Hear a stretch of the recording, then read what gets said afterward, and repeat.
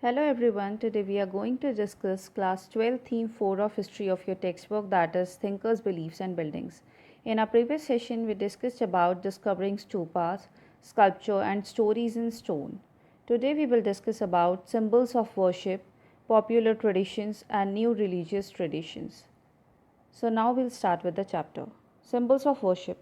Art historians had to acquire familiarity with the hagiographies of the Buddha in order to understand Buddhist sculpture.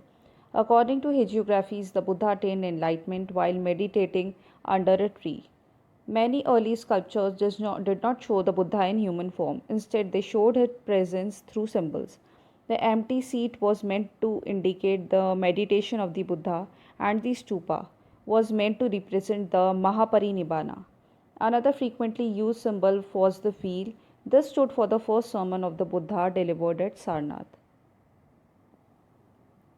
अगर हम worship के symbol की बात करें तो बुद्धिज़्म में जो आर्ट हिस्टोरियंस हैं उन्हें हेजियोग्राफीज़ पढ़नी पड़ी, बुद्धिस्ट टेक्स्ट पढ़ने पड़े, तभी उन्होंने स्कल्पचर का मतलब निकालना स्टार्ट किया।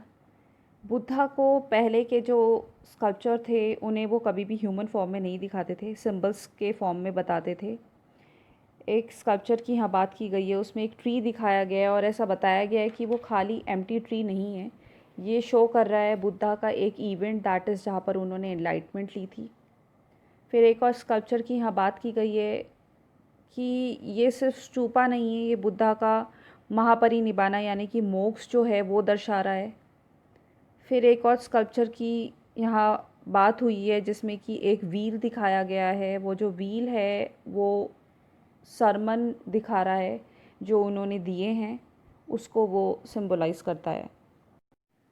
Now is popular traditions. Other sculptures at Sachi were perhaps not directly inspired by Buddhist ideas. These include beautiful women swinging from the edge of the gateway holding onto a tree. Initially, scholars were a bit intrigued about this image, which seemed to have little to do with renunciation. However, after examining other literary traditions, they realized that it could be a representation of what is described in Sanskrit as a Shala Bhanjika. According to popular belief, this was a woman whose touch caused trees to flower and bear fruit. It is likely that this was regarded as an auspicious symbol and integrated into the decoration of the stupa. The Shala Bhanjika motif suggests that many people who turned to Buddhism enriched it with their own pre Buddhist and even non Buddhist beliefs, practices, and ideas. Some of the recurrent motifs in the sculpture at Sachi were evidently derived from these traditions. There are other images as well. For instance, some of the finest depictions of animals are found there. These animals include elephants, horses, monkeys, and cattle, while the Jatakas contain several animal stories that are depicted at Sachi. It is likely that many of these animals were carved to create lively scenes to draw viewers. अब कुछ ideas ऐसे थे स्तूपा में जो sculpture में तो थे लेकिन बुद्धिस्ट आइडियाज़ से डायरेक्टली इंस्पायर्ड नहीं थे, जैसे कि एक विमेन जो स्विंग कर रही है गेटवे के एज पर, एक स्कल्पचर दिखाया गया है, लेकिन ये जो विमेन थी ये बुद्धिस्ट ट्रेडिशन में डायरेक्टली नहीं थी। एक्चुअली क्या था कि पहले तो हिस्टोरियंस ये सोचने लगे कि इसका कोई मतलब नहीं है, ऐसे ही कोई भी स्कल्पचर बना दिया गया है, लेकिन बाद में जब उन्होंने और संस्कृत टेक्स्ट को पढ़ा तो ये जाना कि शायद ये शाला भंजिका है। शाला भंजिका एक विमेन थी जिसके टच से जो है ट्रीज़ में फ्लावर आ जाते थे और फ्रूट्स आ जाते थे, जो कि एक बहुत ही ऑस्पिशियस सिंबल माना जाता था। तो जो शाला भंजिका मोटिव्स हैं वो दिखाते हैं कि किस तरह से लोग बुद्धिज़्म में कन्वर्ट हुए थे, उन्होंने बुद्धिज़्म को और एनरिच कर दिया अपने पुराने जो प्री बुद्धिस्ट बिलीफ और आइडियाज़ हैं उनसे। फिर एक स्कल्पचर की बात की गई है जिसमें एनिमल्स का सीन दिखाया गया है, जिसमें एलिफेंट्स, हॉर्सेस, मंकीज़, कैटल्स ये मेन हैं। जटाकास जिसमें काफ़ी सारी एनिमल स्टोरीज़ है वो स्कल्प्ट है। इसके अलावा उन्हें इस वजह से भी बनाया जाता था ताकि व्यूअर्स जो हैं वो और आएँ, मतलब लाइवली सीन्स बनाए जाते थे ताकि लोग उनको देखने के लिए आए, उनकी तरफ अट्रैक्ट होके। Animals were often used as symbols of human attributes. Elephants, for example, were depicted to signify strength and wisdom.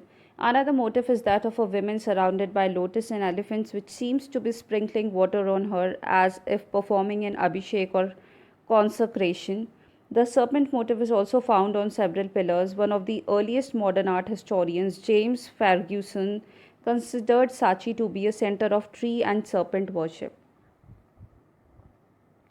अब यहाँ पर बताया गया है कि ह्यूमन एट्रीब्यूट को शो किया जाता था एनिमल्स के थ्रू, जैसे कि एलिफेंट्स विजडम और स्ट्रेंथ को शो करता था। फिर एक और मोटिव यहाँ पर मोटिव की बात की गई है जिसमें विमेन जो है लोटस से सराउंड है, एलिफेंट्स उनके ऊपर वाटर स्प्रिंकल कर रहे हैं, ऐसा लगा जैसे वो अभिषेक परफॉर्म कर रहे हों।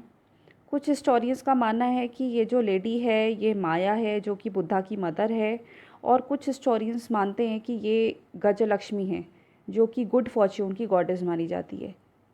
फिर सर्पेंट का स्कल्पचर भी साची स्तूपा से मिलता है।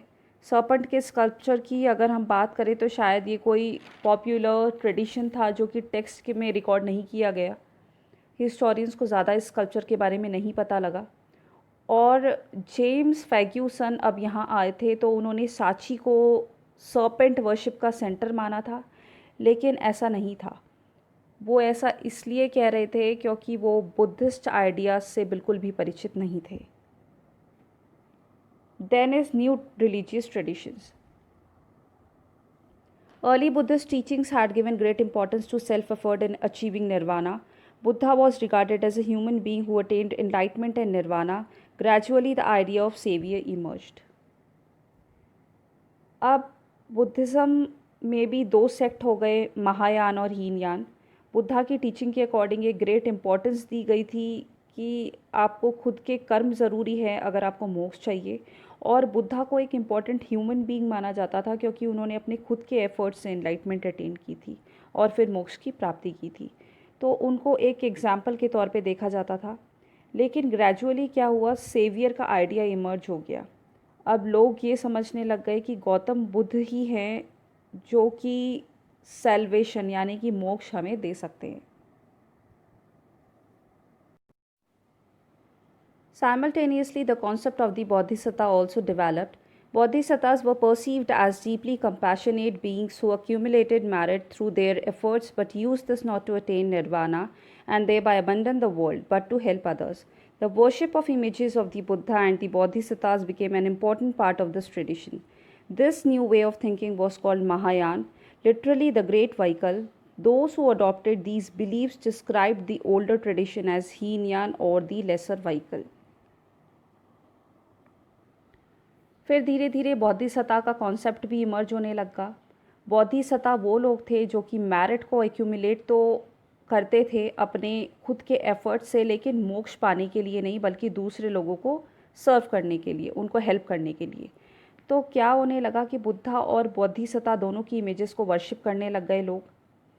अब एक सेक्ट की यहाँ बात की गई है, that is Mahayana, means a great vehicle. और जो महायान सेक्ट के लोग थे, वो जो ओल्डर बिलीफ वाले लोग थे, उन्हें हीनयान बुलाते थे, मीन्स अ लेसर व्हीकल। अब यहाँ पर हीनयान के बारे में बताया गया, हीनयान के कुछ व्यूज़ थे। अब हीनयान जो थे वो अपने आप को थेरावाद कहते थे, हीनयान नहीं कहते थे, क्योंकि उनके अकॉर्डिंग वो ओल्ड और रिस्पेक्टेड टीचर्स का पाथ अपनाते हैं। So according to them they are not Hinayana but Theravada. Okay, so that's all for today, students.